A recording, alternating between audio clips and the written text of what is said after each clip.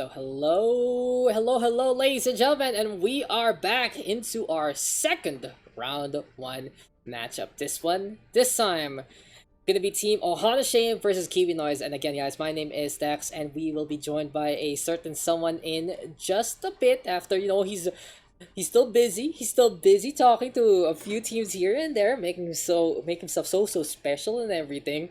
But he will be a very what do you say appreciated member of the community, the roster, and it will be none other than Mr. Dodge this himself. Hold the applause, hold the fan signs, hold the swoon over Mr. Chubby Cheeks himself. But enough about that memes.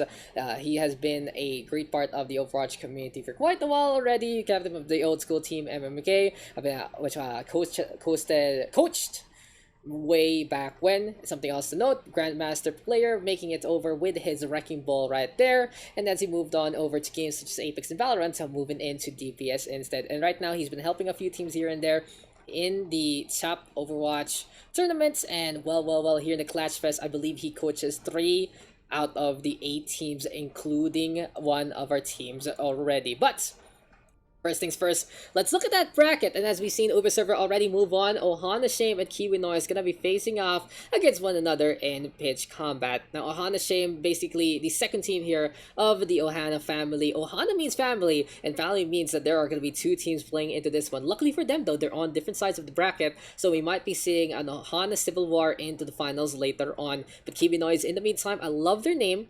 It's a wordplay on the 3 different things. Kiwi, aka they come from New Zealand, well, half of them do. Pinoys, of course, well, they are half Filipino as well. They have been part of the TSAPH community for quite a while already, and they are here to win right there in the middle. It seems like they are coordinating some of their lobby antics right now. And well, Ohana Shame versus Kiwinoys is going to be looking to be a pretty interesting match into the near future. Remember, guys, our pool is Lijiang Tower, Kings Row, and Dorado. We've seen some great games already from the DPS and Ubis server side there, and well, maybe we'll see the same coming into these maps. And we picked these maps because these are the most popular maps into the scene, especially Lijiang Tower and Kings Row. Kings Row is the most popular map in Overwatch. Lijiang Tower is a close second. And you can always have a good time on these maps. They're just so well built, they're so fun to play in, and they're really iconic. I think everyone and their mom knows how to play into Lijiang Tower and Kings Row if they have ever played Overwatch before. For now, though, we are just making sure all our pings are set in already, and we do have these following rosters right now for our set. On the side of Ohana Shame, we got Mellow01, K-Shul Rick, CSE Dollar, Sojirer, Beitsu, and John1337. So I haven't seen too much of these players except John1337 before, so that's gonna be really interesting. I've seen him play that support, and well, he is pretty good at it, to say the least. On the other side, though, for Kiwinoys, it's Jaco Coco, Spike86, Firebreak, Zika11, as well as Amvina. And it seems like there's a lot of spice coming into this roster, and well, from what I remember, these are some of the pillars actually of the TSAPH community, especially for Zika. She's been around the community for a while already, really doing it so much and streaming on her own, and all I gotta say this, it really feels like the TSAPH family is coming together as one. Interesting name though, Ohana Shame, and the other one is Ohana Pride. And looking at their logo, it's like a really cute. It's a really cute lion thing, I think. They feel like that they are they feel like that they are just here for a good time. And well, I guess my co-caster is still so busy talking to the teams for some reason when he said, "No, I'm gonna cast this one with you, mate. Don't worry, I got you. And well, he's taking his sweet time, so I guess we can just get into the game, and he can hop in the same way as Billy did earlier on. But we'll ask now if these guys are ready to go. Ohana Shame and Kiwinoys, first to 2 will be able to take the victory. Something to note though, Kiwinoys already with the handicap, since half of them are coming from New Zealand. Most of them are gonna be on that 200 ping state. So we'll see if Kiwinoys can really put up a good fight against Ohana Shame, or can the Ohana Shame side take advantage of the ping advantage and move into the second round to face off against Ubis server tomorrow. We already said our goodbyes to KDPS And we'll be saying, remember the bounty. So they do have a little bit of a thing going on right now. And well, yeah, it's just a little bit of a tease for them, an eternal joke. But all we can say is good luck, truly, to that support line. Let's move on into the first map. Lijiang Tower is going to be our game. And it's now time to get into the action. Ohana Shame on the blue hand side, Kiwinoys on the red, and this is the TSAPH Overwatch Clashfest. Second game of the night. We still have 2 more after this one. And it seems like we are going to get set and ready to go into the Gardens map. So welcome back, ladies and gentlemen, to King's Row. My name is Daks, and I will be joined in by Dodges later on into the cast. But hey, here and now, we are going to be seeing the beauty that is Lijiang Tower. Always a great map to see, and well, here on Gardens, it has a lot of different pitfalls to say the least. You can just take one bad step and slip on over all the way down below into the ground. But right here, right now, let's get into our match. Welcome back, ladies and gentlemen.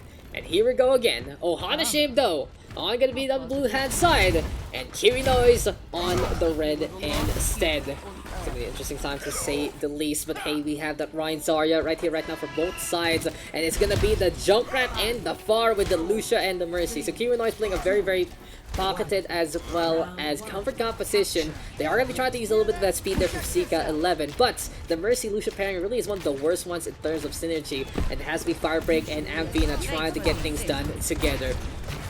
On the other side though, Ohana Shame showing that they do have an understanding of the map. They are going to be playing at Symmetra, and well, playing Sim on Gardens is something you can really work on, but sometimes it's very dangerous to go for the TP play up on top to the second floor already. For that though, Ohana Shame with the first flank, with the first frag. Sojiver taking care of Coco. This is the Reinhardt going to be setting up that shield. And whoa, can the Symmetra actually get hits onto the Far Mercy? Not going to happen, but with Ohana Shame with the advantage, they force the side of Kiwinoys back already. So a good start here from Ohana Shame. They're not getting rid of the teleporter though, and here for the Symmetra, it really enables you to go for this faster respawns thanks to the TP play. In the first place, turrets are pretty good as well, and charged up against a shield, the beam gets even more and more damage. Molten Barrier, a really good tool to just block off that Far to begin with. We'll see the Far and the Junkrat can work together to get these kills. Spike 86 gonna be in position. CSE Dollar though getting there, but in the meantime, Total Mayhem, that's gonna be a skill there from the Junkrat that enables a demise if anyone is stepping on those grenades after the Junkrat's own death. And into this one, turrets doing some damage there. Ohana Shame hanging on back already. Mela in the meantime, Shatter is available. Soundfire though from Zika already keeping people alive. And the Kiwinoys desperate to get in position. Rock Barrage though from Firebreak trying to get a shutdown into this one. But Sojourner with a Deadeye does get 3. Beautiful flank there from Ohana Shame. And they shut down the opposition right there. Seems like money does matter to say the least. But well, that is just going to be a beautiful Deadeye to begin with.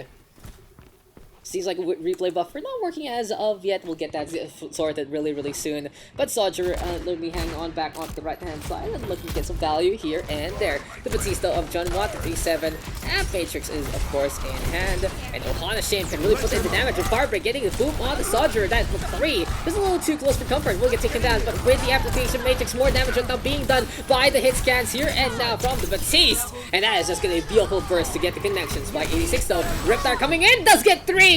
But it might be too little too late. Reinhardt versus Junkrat. Staggers them down right now for Kiwinoys. And it seems like for Ohana Shame, they have a little more understanding into the game compared to their counterparts. A little too desperate there from Spike 86, even though it does get 3 kills. No one in position to capitalize. And right here, right now, beautiful pin from Coco instead, catching out Soldierer.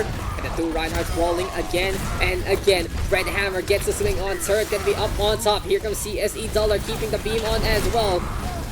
And so far, so good. Ohana Shame in position, grabbing the surge right here, right now from Jaco. And it's still gonna be anyone's game here because Kiwinoys decides to get in position to the objective. But CSE Dollar is looking to be 1,500 right here, right now. He is just absolute value right here, right now. Coco though with the shatter. Spike 86, another Total Mayhem kills. You have to respect that Junkrat corpse.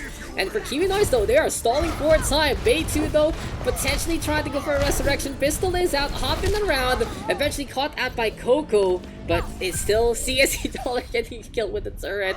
The Rocket Launch is available. Ohana Shame gonna give it up. But hey, you can really see that these are some of our newer players to begin with. And well, it seems like we do have a little bit of a swap there. And it seems like it's going to be Mr. Billy hopping into this one instead. You know, I was giving Dodge this shit, but apparently we were just in the wrong instead of the schedule. And well, Mr. Billy, welcome back. Ohana Shame, though, taking control up to this point. And what can you say right now? It really feels like Ohana Shame just has a little more understanding into the game compared to their counterparts. Yeah, I think it's more like Ohana Shame playing know each other more as a team compared to the Kiwi, because it's like when they get one person gets dove, automatically the team goes in to try and peel for them. So wait lang, Zagala, you know, apologize for some dodge this. My bad there. I really thought he was gonna be the one hopping on into this one. But hey, you know, we'll be hearing his good expertise later on. So Mr. Billy, welcome back, and great to have you again. At least you're pretty reliable there, to say the least, instead of just leaving me hang up to dry saying the wrong things. And so far so good though for Ohana Shame. They played that Symmetra really great. I know it's really risky to put that teleporter on Gardens, but it worked out for them, so they should be happy about that one. Yeah, they're very. I'm pretty sure they'd be very happy that the Kiwi doesn't have a Reddit Lucio, because you know the Reddit Lucio's dream is to just get environmental kills 24/7. Yeah, just get the boops on, and well. It will make quite a big difference if ever those environmentals do happen. But Sojourner has been pretty stable on the McCree, playing that hit scan, and behind the Firebreak playing that Sombra, and he disengaged them pretty early. And Kiwinoys now effectively playing a 5v6 if Sombra can't really get any value with the hack to begin with. Here comes CSC Dollar, they'll look into this. Bomb rushes away to victory. Coco going for a few hammer swings here and there. And Beitsu doesn't need any aim, he just gets in position. Ohana Shame, a very messy fight to say the least, but at the same time, it really feels like that they are just all over the opposition in so many ways. I'd say it's because like their lineup is more balanced compared to the Kiwi's lineup, because the problem is if you have a Sombra, you need to make sure that your DPS can pump out consistent damage, and Junkrat is not very consistent when it comes to damage. I mean, he does big damage, don't get me wrong, but yeah, the consistency is not there because he needs to land the bombs for it to actually do damage. Unless you really understand the trajectory, you aren't really gonna get too much damage. That is lethal. It's more like thrash damage in a way in Overwatch that basically feeds ult charge to the support line on the other side. Something we took note of earlier on with the Pharah. It's amplified playing that Junkrat. Sombra disengaged from Firebreak. It's already 2 clashes in, and he's nowhere near that EMP as of yet. Or at least that 60% is decent in a way. But right now for Ohana Shame, they are just running rampant whatever the hell they want and more. Here on the control map, if you take control of the objective and can play anywhere on the map away from the points, it is just a really good time for you. 50% right now with no repercussions whatsoever for Ohana Shame. Yeah, I'd like to see Ohana Shame choke them out, honestly, on their spawn, because they have the team comp to do so. But the thing is though, also Kiwi's Firebreak needs to do a lot better with those hacks, because he's not actually getting hacks off because of the Moira stopping her every time.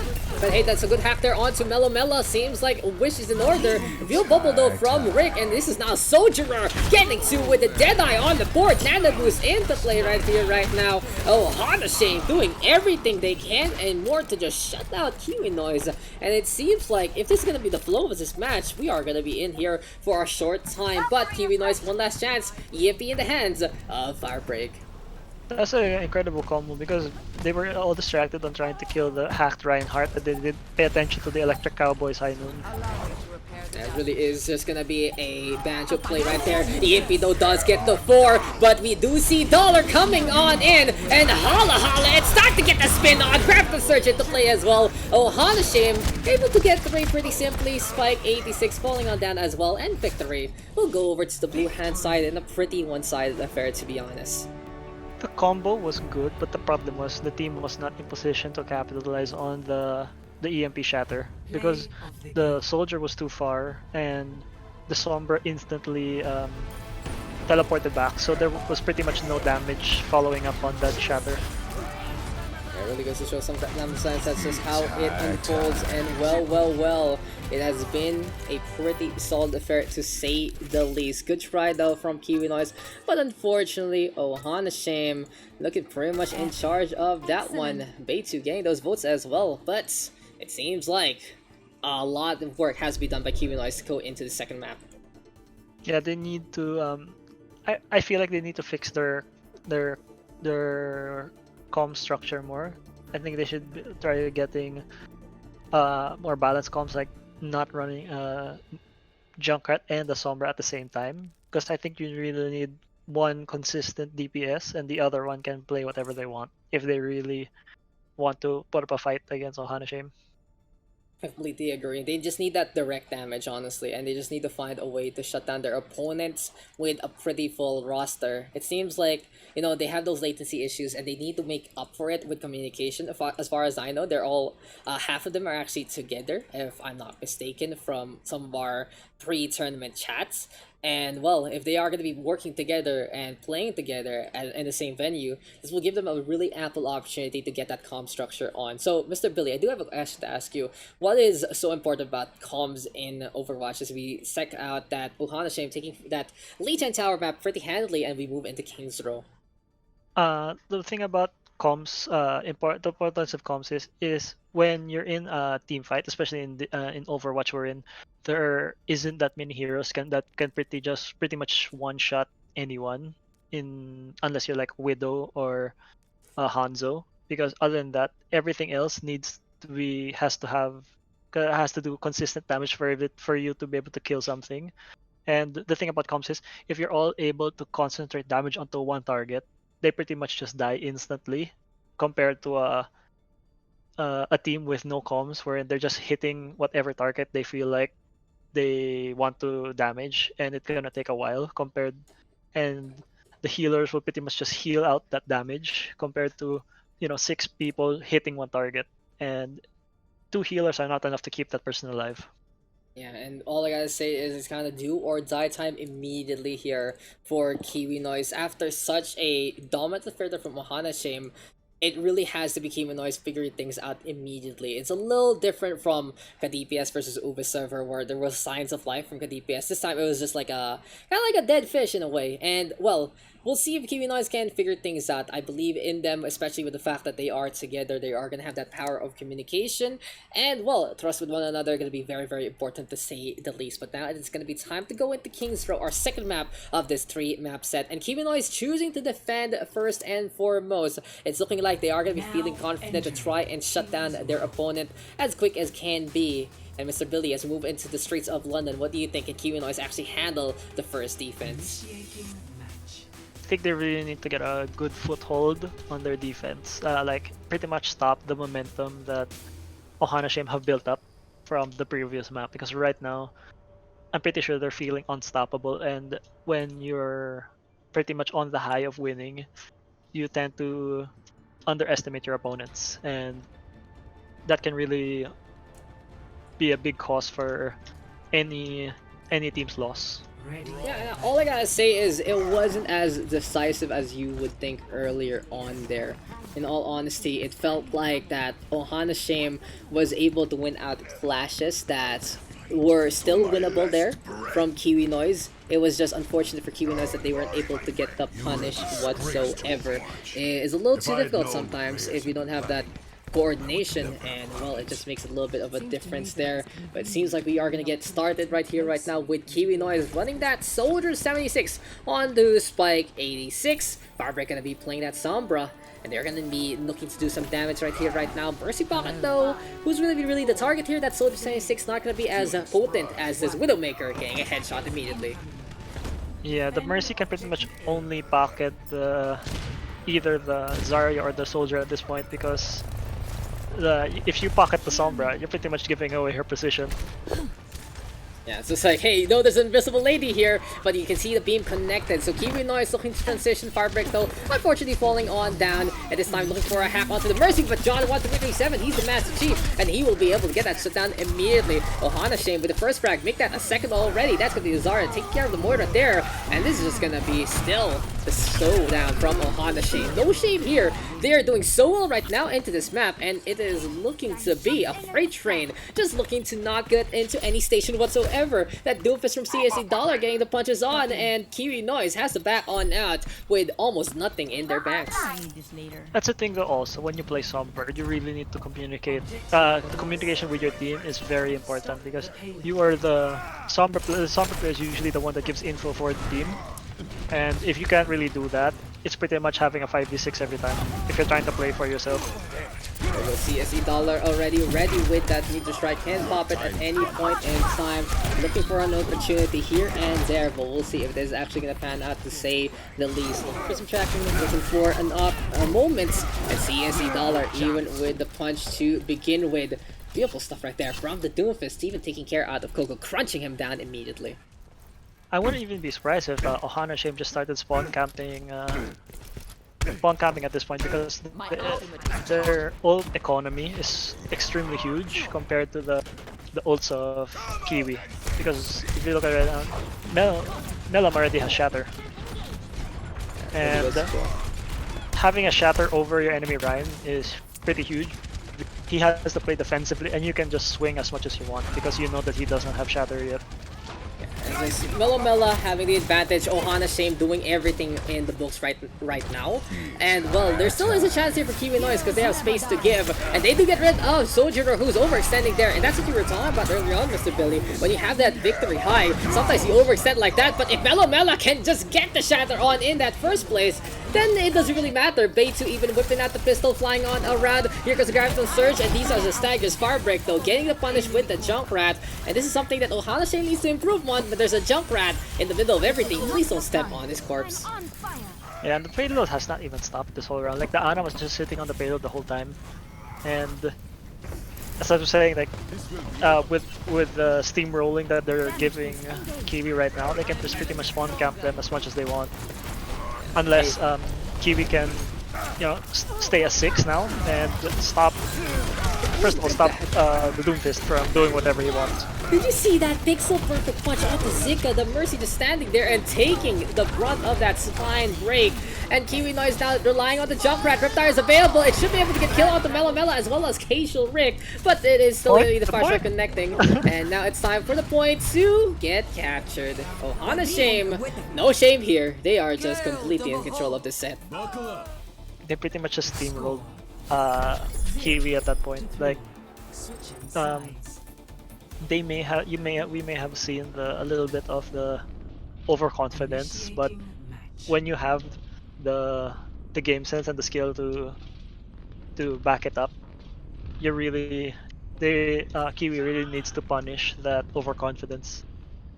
And I guess if you're going to play Sombra, if you really want to play that Sombra, you gotta play it defensively. You gotta hack the Doomfist when he goes in and pretty much get a free kill. All I gotta say here for Kiwinoys right now, they do need to pick it up or else they're gonna be dropping out pretty quickly into this one. All I gotta say also for Kiwinoys is I know there's a lot of love for them, especially when their support line, very solid into the community, have been super into helping people out, streaming and all the like, so big commendations on that. But if they are gonna be keeping up a performance like this, they are gonna get shut down by the basic skill here from Ohana Shame. CSE Dollar unpunished on the Doomfist, and right now it's actually easier to punish the Doomfist than ever. If any of those abilities don't connect, it's really awkward to navigate with the DF, but it really feels like CSE Dollar nigh unstoppable with the amount of time he's given to get the hell out of there, and even getting some pixel perfect punches that bail him out. But last chance right here tonight for Kiwinoys, they are playing that Lucio Mercy again, which I really don't recommend for any kind of composition, but they do want to play the Far Mercy as well, so Far Break going to be flying in the air with Amphina, and it's going to be the Ryanzar into the front lines facing off at the same time. It's gonna be all about that Pharah, because right now only the Hanzo and the Ana can deal with you, and if the Pharah can pretty much like that just pick them off, she has free reign over the whole map. Yeah, we'll see how this is all gonna be hanging out. Mela does get 1 and 2. CSE Dollar with the Shoryuken there, lifting up Spike 86, and that is gonna be a terrible wedgie to say the least. Jaco now trying to survive, gets the punch yet again on from CSE Dollar rather, and this is Doofus. This is a pretty good Doofus play here from Ohana Shame. It seems like we have a specialist on the board as well as a hit scan at the same time, so kudos to them, really filling up those roles to begin with. Yeah, and this is the thing though also because they're running that Lucio Mercy. That Mercy has to keep flying down to heal their tanks whenever they're too low, and that just makes the Pharah very vulnerable to getting picked off. Like as we saw, while the Mercy was healing the tanks, she got picked off by the Zarya and the Doomfist. And you can't really have that when you have a Far Mercy. Soldier even cleaning up Fire Break there, but the far Rocket Barrage is going to be available really soon. And Kiwinoys, they can go for the Beat Barrage in just a bit. They should just take these deaths and be happy that they are dying pretty quickly. But Amvino with the Resurrection on the Fire Break, and will the Pharah go for it? Rock Barrage onto the shield, not the best way to go about things. The Ana will fall, sure, but Rick as well as Mellow Mela will shut down that win condition quickly. And Kiwinoys, they do need to be more responsible with their usage of those ults responsibly, as you would see on an Adder 2. So yeah, going back to the ults, I'd honestly say the only two ults that need team coordination, in my honest opinion, is a Pharah Barrage and a Genji Blade. All other DPS ults can honestly be used on the but the Barrage and the Blade really need to be coordinated. Yeah, just the Barrage, you're such a sitting duck, and if you're not going to be protected the same way as... Oh, Bob? Well, Soldier, we don't talk about it. No one saw that, we don't talk about it. Soldier has been having a really good game, and he's like, I totally didn't do that. At least Bob is a guard and he'll be out of a duty right here, right now. For now though, Spike 86 does have that tactical visor, and well, if you can't aim, you go for that aimbot instead. The Soldier right now looking for an angle here, and there's an opportunity perhaps to get the damage done, but here comes TSA Dollar, and Zika will go down immediately. Tactical visor though into the air, sees that the Doofus vanishes in thin sights, and that is just gonna be the punch again coming on board. Helix Rock is blowing himself up, and Ohana Shame is just bringing no shame whatsoever to their family. Ohana means family, and Ohana Shame is just meaning business right here, right now on King's Row. Honestly, CSE Dollar's been getting some very good picks. Like he's stopping the Reinhardt. Every time the Reinhardt gets the choke, he's already at half HP because of his punch. Goes to show the Soldier staying on the left-hand side. Coco now quite low, and one hammer swing will do it, but the shatter off might be coming our way. Kiwinoys needs a make or break moment. This has to be their star shining right now, or they will just fall on over like a dwarf instead. Soldier though already showing that he is the black hole to remember, and Firebreak will go down. Coco falls as well. Soldier with a perfect positioning on the Bob this time, and the Grandmaster player that is Bob is just Nano boosted up as well. The fadeaway Nano. That really is. Goodbye! Go back to your home! Enjoy your time! They use 4 ults. Oh, Fire Break with the Rock Brush from long range. It gets rid of Soldier, but it seems like the Kiwinoys have gotten their pieces back, and it is gonna be an absolute rejection. Shatter though is get cancelled, but it's not enough, and Ohana Shame will take a very decisive 2-0 here. Congratulations to them, our second semifinals into this one, facing off against Ubi's server, and well, that is our first half of games done and dusted already, ladies and gentlemen. That's a very dominating show there by Ohana Shame, and if they are able to do this throughout show this performance throughout the tournament, we may be already seeing the champions if they keep this up. Yeah, Ohana Shame, like their positioning might need a little coordination here and there, but their gameplay is absolutely on point, and a good try there from Kiwinoys. I really commend their efforts, but you know, latency does have its issues on its own, and well, it feels like they are still an inexperienced roster with how they use their ults and such, and I just really appreciate what they have done for the community, and they have given it their all to try things out here in Overwatch, but unfortunately, they will bow out to Ohana Shame. Yeah, kudos to Kiwinoys for trying to really punish CSE Dollar, but you know, CSE Dollar really knows how to play Doomfist, and he knows when to leave if he can't really get that pick, and he was never really punished as much as he should have been by Kiwinoys. Yeah, and that's why they had a hard time pushing in in the first place, because CSE Dollar does so much before they even get to the choke. And I personally think that for Kiwinoys, they really are a kind of an inexperienced bunch. As you guys saw on when the tactic visor came and he was looking for the Doomfist. When you pop that meteor strike, then you are invulnerable. You're up in the sky like a satellite, and I guess those things do hurt you in the long run. If you're not really too familiar with the game and if you don't know the interactions, you're gonna be looking for things that aren't there. And well, that just allowed Ohana Shame to take advantage and move on forward to be our second semifinalist. So our left side of the bracket for tomorrow is already set. Uber Server and Ohana Shame gonna be facing off to see who's gonna be winning on that semifinal. But we still have two more matches waiting for you guys: Ohana Pride and Overwatch, as well as Malaking Snail, as well as Scalar. But any closing thoughts right here, right now, Mr. Billy, for that match? What can you really say about Ohana Shame? What are like the biggest strengths they had as they won two maps in a row, as seen here? Uh, One of their strong points, I'd say, is their DPS line, wherein CSE Dollar just really has really good game sense on the heroes he plays, and so just there to pretty much back him up and do cleanup, and it allows his tanks, because CSE Dollar just goes in. It allows his tanks to also be aggressive and get their ults up fast, very fast. Yeah, it really is. At least they have that understanding. They are able to get the punish on with their movements. And even though they're gonna be needing a few lessons of the Zumba and just coming to collate as one, it seems like in individual fights that they can really shine. So Ohana Shame, their work is cut out for them because they have a very tough test ahead of them, named Uber Server, who had a really great match against KDPS earlier on, and seeing those two titans basically face off against one another, well, you're gonna have to prepare for quite a lot truly coming into tomorrow's semifinal. But as we said before, guys, we still have the second half of the bracket to work on. Ohana Pride and Overwatch gonna be coming your way next. Don't go anywhere. This is the TSAPH Overwatch Clashfest. We'll be right back with that third match.